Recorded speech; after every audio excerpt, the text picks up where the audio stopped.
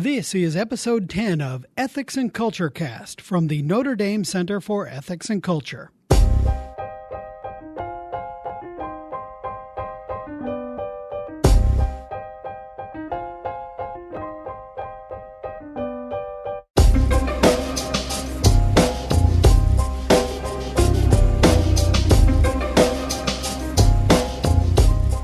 Welcome to episode 10 of Ethics and Culture Cast from the Notre Dame Center for Ethics and Culture. I'm Ken Hallenius, the communications specialist at the center. In this episode, we sit down with George Weigel, the distinguished senior fellow at the Ethics and Public Policy Center and one of our permanent research fellows at the Center for Ethics and Culture. We talk about several of his books, including his most recent, Lessons in Hope, My Unexpected Life with St. John Paul II, 2004's Letters to a Young Catholic, and his wonderful Lenten vademecum from 2013, Roman Pilgrimage, The Station Churches. Let's head into the Maritain Library for this week's conversation.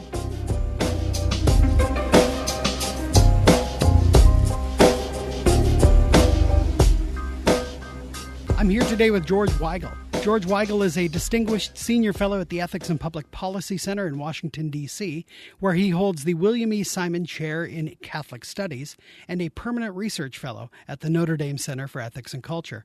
He is the author or editor of more than 20 books, including the two-part biography of Pope St. John Paul II, Witness to Hope and The End in the Beginning, and the recently published memoir, Lessons in Hope, My Unexpected Life with St. John Paul II.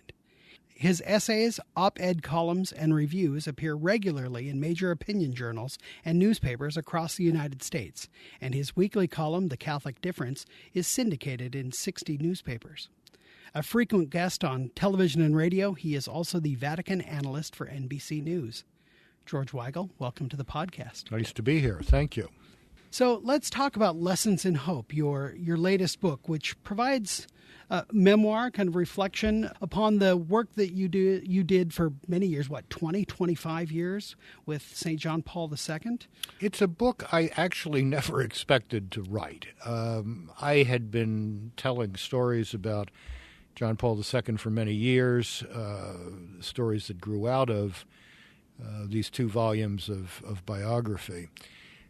But I never thought of collecting them together in a memoir until the second volume, The End and the Beginning, came out.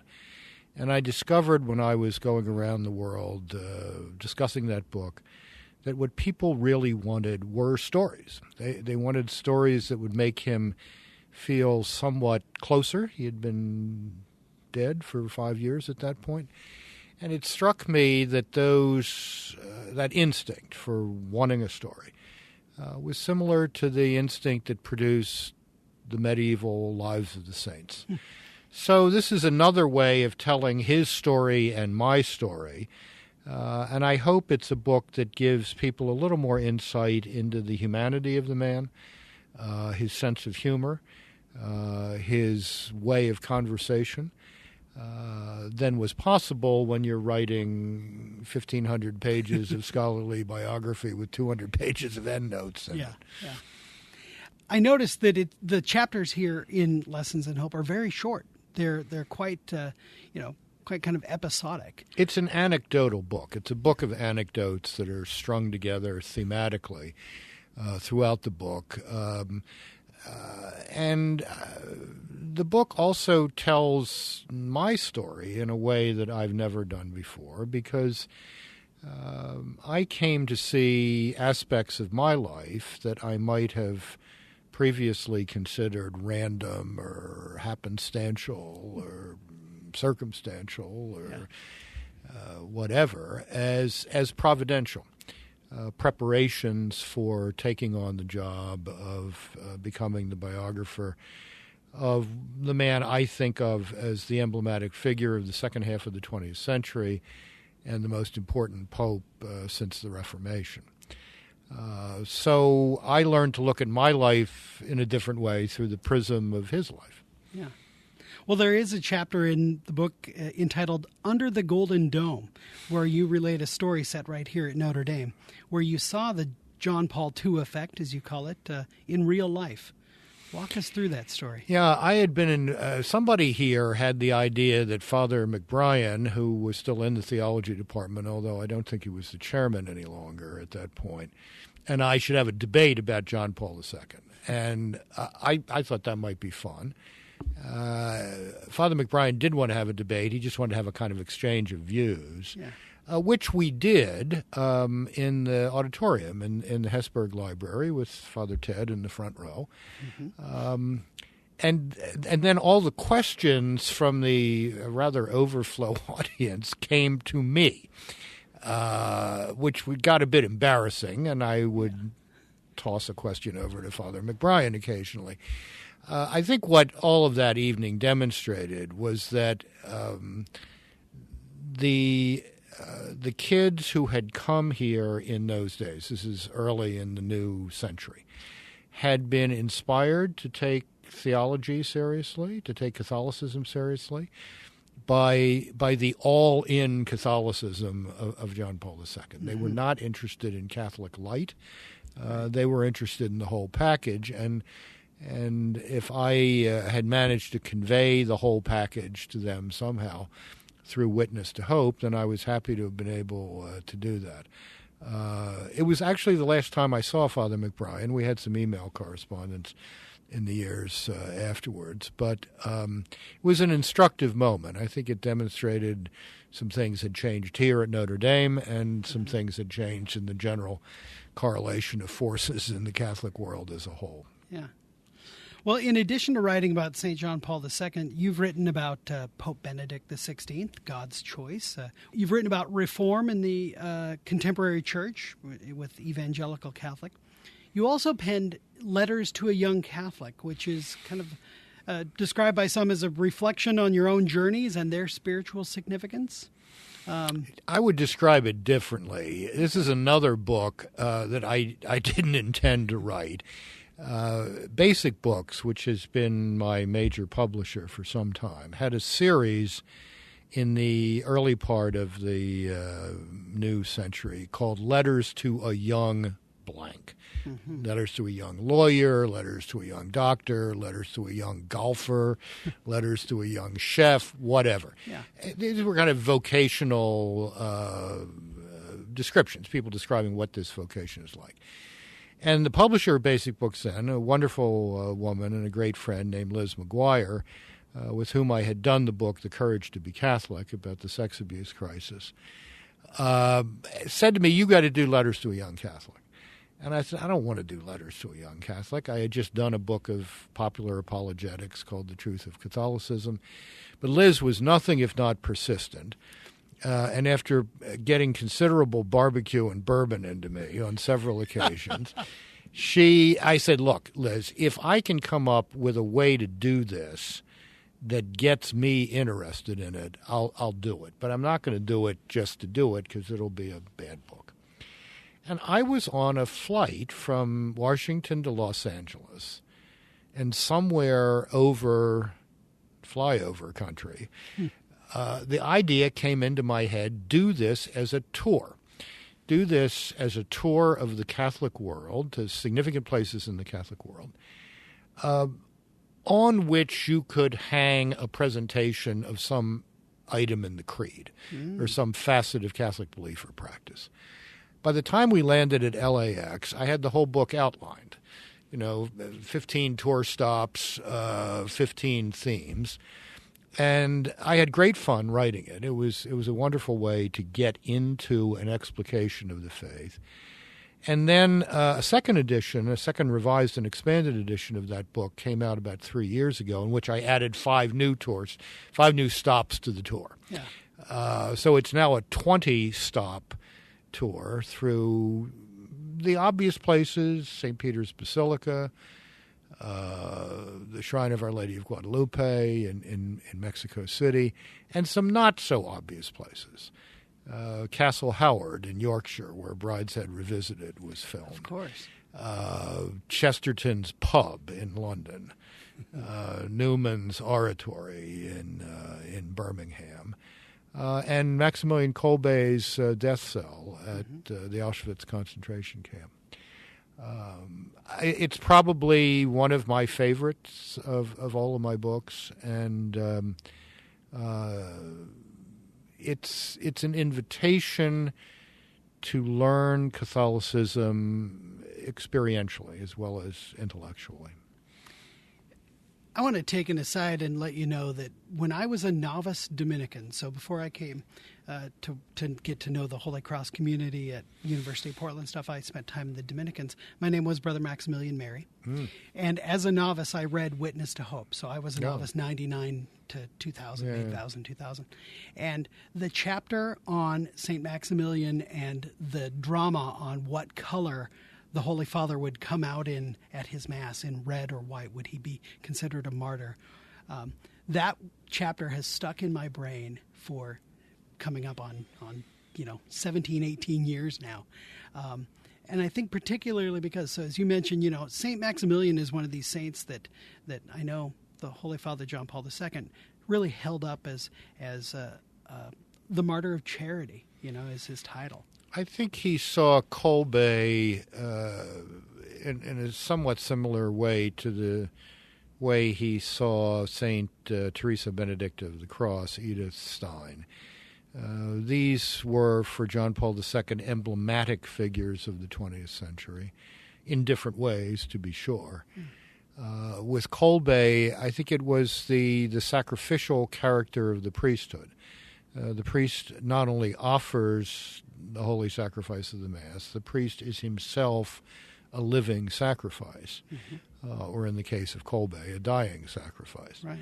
And that heroic concept of the priesthood is one that John Paul lifted up throughout his whole time as Bishop of Rome.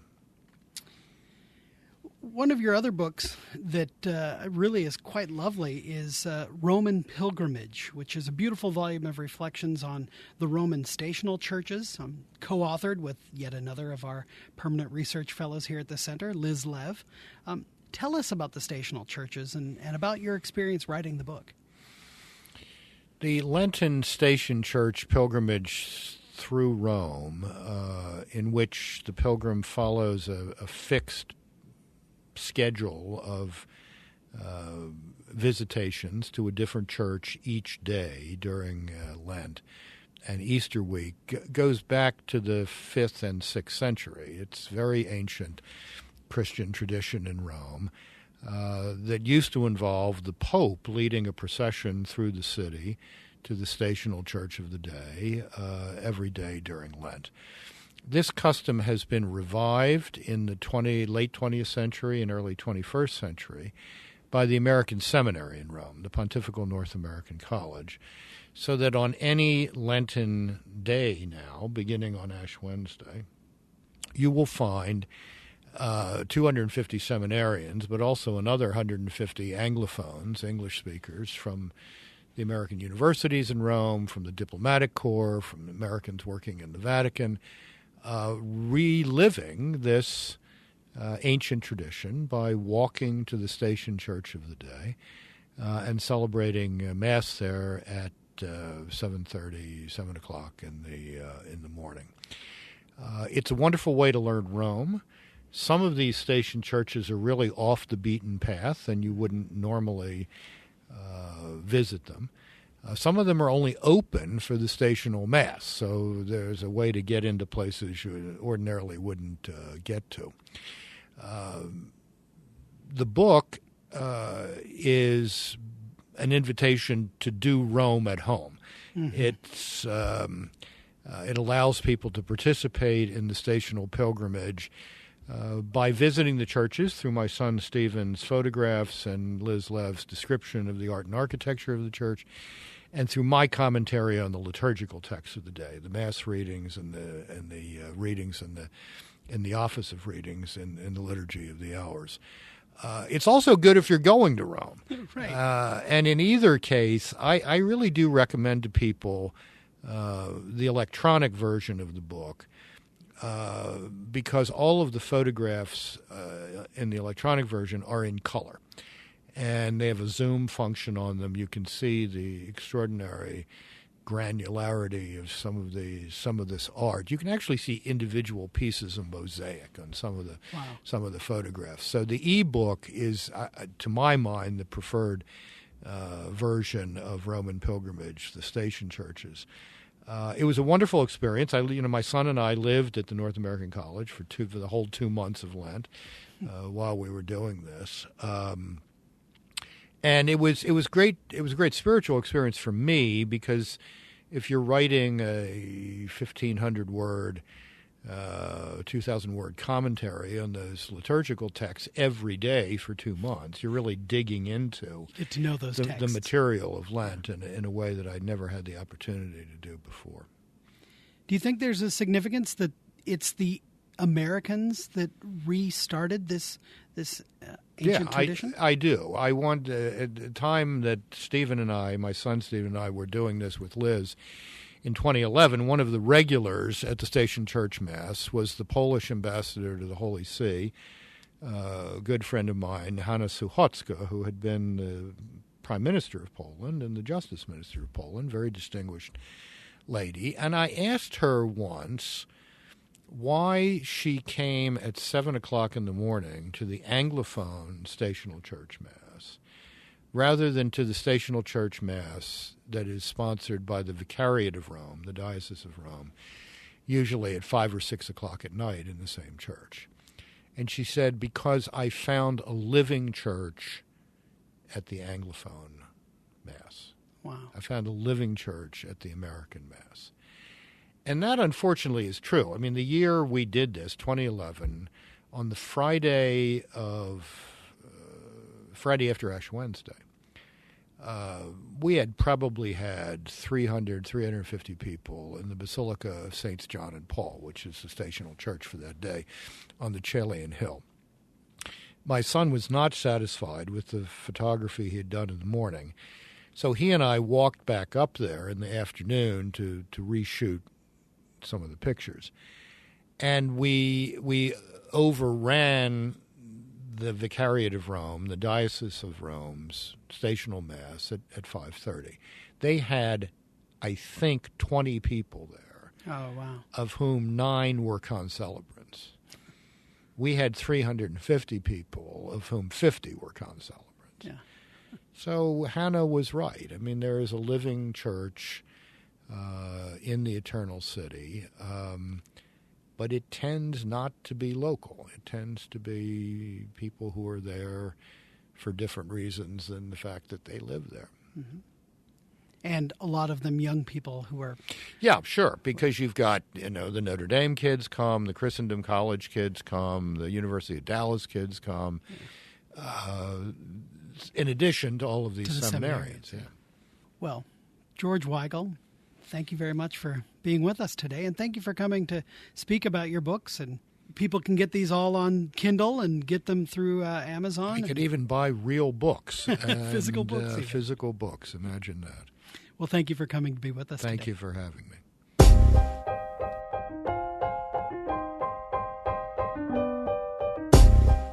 Thank you to George Weigel. His book, Lessons in Hope, My Unexpected Life with St. John Paul II, is available now wherever fine books are sold. Learn more about this book, as well as the others we chatted about, in the show notes. You can learn more about the Center for Ethics and Culture by visiting ethicscenter.nd.edu. Subscribe to Ethics and Culture Cast, which is released every other Thursday during the academic year, by visiting ethicscenter.nd.edu/podcast. We'd love your feedback. Contact the show by emailing cecpodcast@nd.edu. Please rate us on Apple Podcasts and don't forget to tell your friends. Our theme music is I Dunno by Grapes, licensed under the Creative Commons Attribution License. We'll see you next time on Ethics and Culture Cast. Until then, make good decisions.